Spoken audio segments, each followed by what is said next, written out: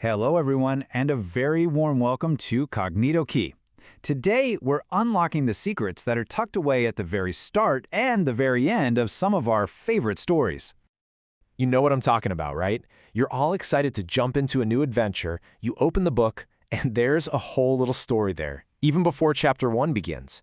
Or maybe you've reached the end of an amazing book. You've read the end, but wait, there's one more section.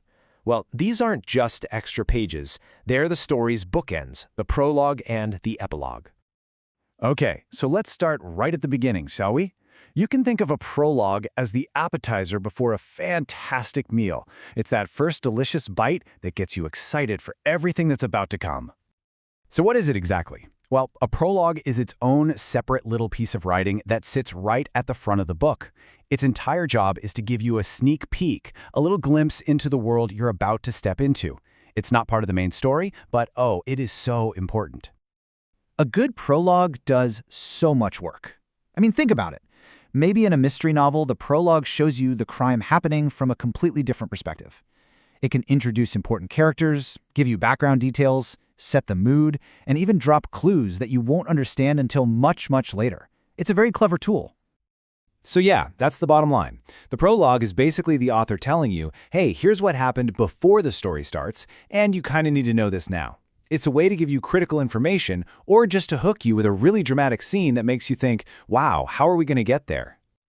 All right, now let's jump all the way to the other end of the book. The story is over, the climax has happened, and then we have the epilogue. This isn't the dessert, no. It's more like that lovely, satisfying chat you have after a great movie, where you talk about everything that just happened.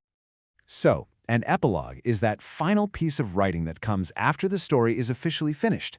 Its whole purpose in life is to give you, the reader, a sense of closure. It's the author's final word, wrapping everything up in a neat little bow. And this is exactly how it works. The main story ends, but we're all left wondering, but what happened next? What do they do after that? The epilogue answers that question. Maybe it jumps 10 years into the future to show us our heroes living peaceful lives. It tells us what happened to them, ties up any little questions we had, and satisfies that curiosity we all feel. But, it can also be a little bit sneaky. While an epilogue often gives a nice, solid ending, sometimes it leaves the door just a little bit open. It might drop a tiny hint about a new problem on the horizon, getting you all excited for a sequel. It gives you the final word, for now.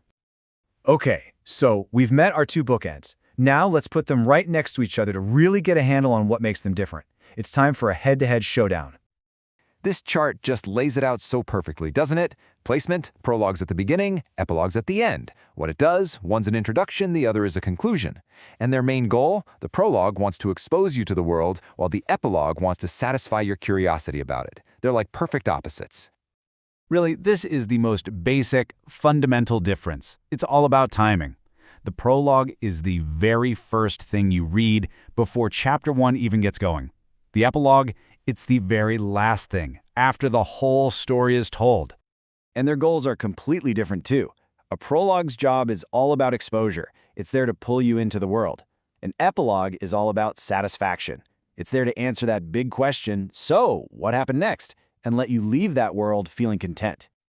So you might be thinking, okay, but why does any of this matter? Are they just optional extras? Absolutely not. For writers and for us readers, these little sections are super powerful tools that can completely shape how we experience a story. I think this just sums it up beautifully. A prologue gives you the context you need to start the journey. And an epilogue, it gives you the closure you need to finish it. One sets you up for the adventure, and the other lets you look back on it with a smile. So I'll leave you with this little thought to chew on. Are prologues and epilogues just extra pages, a bit of framing around the real picture? Or are they actually the secret keys that unlock a much deeper appreciation for the stories we love so much? Something to think about, right? I really hope this explainer unlocked a new way of looking at books for you. If you enjoy digging into the nuts and bolts of storytelling with me, please do subscribe to Cognito Key. We do lots more explainers just like this one. And hey, don't forget to hit that like button. It helps us out a ton. And maybe share this with your favorite bookworm. Thanks so much for joining me today, and until next time, keep that curiosity going.